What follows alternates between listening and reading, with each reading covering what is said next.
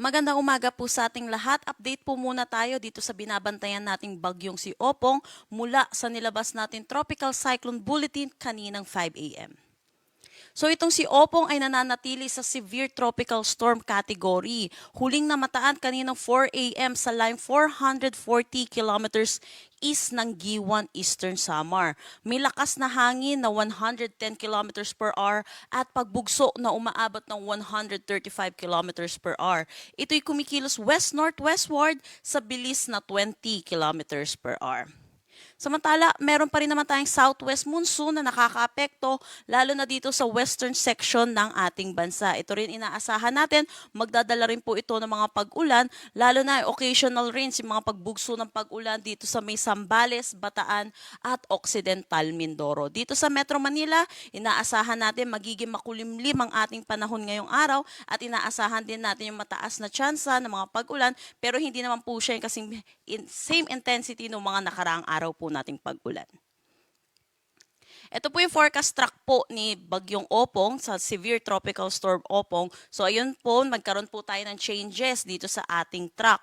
Pero dito po nakikita natin, mag-intensify siya into a typhoon category ngayong araw. At lalapit po ito bilang typhoon dito sa may Eastern Visayas. So inaasahan po natin, mataas ang tsansa po ng mga pag-ulan, mataas na volume ng pag-ulan, lalo na po dito sa may Northern Samar at Eastern Samar.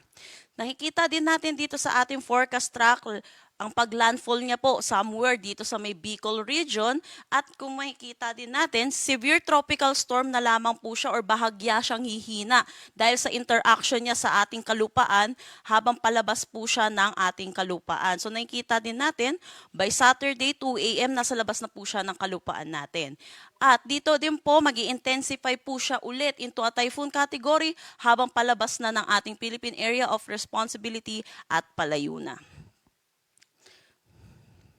So ngayon po, nadagdagan na po yung ating mga tropical cyclone wind signal. Signal number 2 dito sa may Catanduanes, Sorsogon, southern portion ng Albay, northern Samar, northern at central portions ng eastern Samar, northern at central portion ng Samar. Signal number 1 naman po dito sa rest of Albay, Masbate, kasama na Antigao Islands at Burias Island, Camarines Sur, Camarines Norte, Marinduque, Romblon, Oriental Mindoro, Occidental Mindoro, kasama na ang Lubang Islands, Calamian Islands, Quezon, kasama na ang Polillo Islands.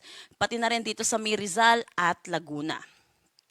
Signal number 1 din dito sa may Batangas, Cavite, Aurora, Metro Manila, Bulacan, Nueva Ecija, Tarlac, Pampanga, Zambales, Bataan, central portions ng Isabela, Benguet, southern portion ng Ilocos Sur, La Union at Pangasinan.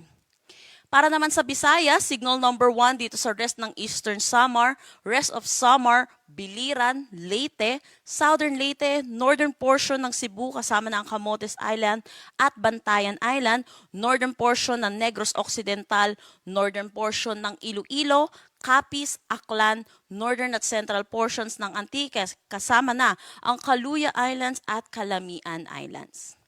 Para naman dito sa may Mindanao, signal number 1 dito sa may Siargao Island, Bukas Grande Island at Dinagat Islands. So nagtaas po tayo ng signal number 1 para makapaghanda po ang ating mga kababayan. Hindi pa po natin mararanasan itong mga hangin at mga pag-ulan ngayong araw na dala po neto ni Opong.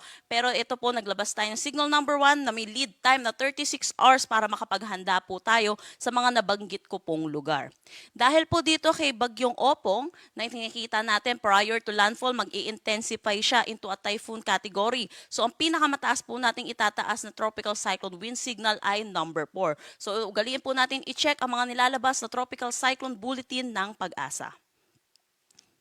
Para naman sa magiging ulan na dala neto ni Bagyong Opong, sa ngayon, ngayong araw, inaasahan natin ang 50 to 100 millimeters of rain dito sa may Leyte, Biliran, Southern Leyte at Dinagat Islands. Southern Leyte naman po ay Sorsogon, Northern Samar, Eastern Samar, Samar at Masbate. Inaasahan po natin ang 100 to 200 millimeters of rain. Gaya po nung sinabi ko kanina sa ating forecast track, lalapit po ito dito sa may Eastern Visayas. Kaya makikita natin, mataas ang volume ng ulan na ating inaasahan. Dito naman po sa western section ng ating bansa, Zambales, Bataan at Occidental Mindoro, dulot naman ito ng southwest monsoon.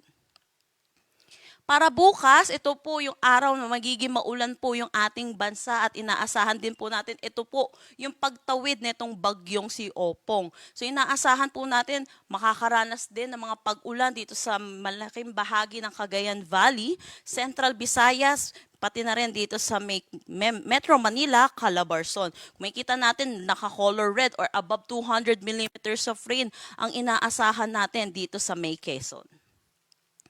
So ito po, habang patawid po siya, ito si Bagyong Opong, nakikita po natin yung mataas na volume ng ulan na ating inaasahan. Inaasahan po natin ng 200 millimeters of rain dito sa may Eastern Samar, Northern Samar, Masbate, Sorsogon, Albay, Quezon, pati na rin sa may Marinduque. Inaasahan naman natin ang 100 millimeters of rain dito sa may Camarines Sur, Catanduanes, Camarines Norte, Laguna, Batangas at Oriental Mindoro. Kita dito din sa nalalabing bahagi po ng ating Visayas, yung mga color yellow po natin, kasama na ang Palawan, magiging maulan din po sa kanila with 50 to 100 millimeters of rain. So iba yung pag-iingat po para sa ating mga kababayan, para sa mga posibilidad ng mga flash flood at mga pagguho ng lupa. Ugaliin din po natin i-check yung mga nilalabas ng ating mga local PRSD na heavy rainfall warning, rainfall advisory o kaya mga thunderstorm advisory. So yun po, habang palayo po itong si Bagyong Opong, Saturday, ito po mababawasan na po yung mga significant rainfall na ating inaasahan. Pero inaasahan pa rin natin, dito sa may Zambales, Bataan, Metro Manila, Cavite, Batangas, ay makakaranas pa rin tayo ng 50 to 100 millimeters of rain, dulot pa rin ito ni Opong. At ito naman po sa may Palawan, Occidental, Mindoro, Aklan, Antique, at Negros Occidental, ay dulot naman ito ng southwest monsoon. So sa ngayon, wala pa naman tayong nakataas na anumang gale warning sa anumang seaboards ng ating bansa. Pero inaasahan po natin ngayong araw magtataas na rin po tayo, lalo na dito sa eastern section ng Visayas, pati na rin dito sa may Bicol region. So pinapaalalahanan po muna natin yung mga kababayan po natin mangingisda at yung mga sasakyan maliit pandagat, delikado po pumalaot sa ngayon. So ito naman po in terms of storm surge, nalabas po natin kanina 2 a.m., inaasahan po natin yung taas ng daluyong 2.1 to 3 meters dito sa eastern coast ng Camarines Sur, Catanduanes, eastern coast ng Albay, Sorsogon at northern coast ng Northern Samar. 1 to 2 meters naman po dito sa may Aurora, Pampanga, Zambales, Bataan, National Capital Region, Bulacan, Cavite, Batangas, Quezon, Occidental Mindoro, Oriental Mindoro, Romblon, Marinduque, Camarines Norte, Western Coast ng Camarines Sur, Albay, Sorsogon, Masbate, Samar, Eastern Samar, Biliran at Leyte. So pinapaalalahanan po natin yung mga kababayan po natin, lalo na po yung malapit po sa coastal areas, hanggat maaari lumikas na po tayo, makinig po tayo sa ating mga local government units, sa mga paalala po na kanilang binibigay, lalo na po sa paglikas po.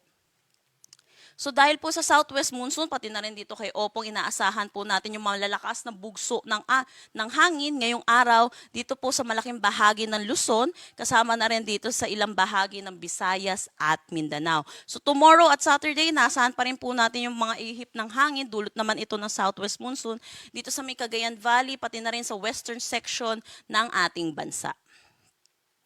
So yun po muna yung update po natin dito sa bagyong si Opong. So next po at ating update na Tropical Cyclone Bulletin ay mamayang 8 a.m. dahil palapit na rin po ito sa ating kalupaan. Pero ang next ating bulletin ay mamayang 11. Next nating press briefing ay mamayang 11 a.m.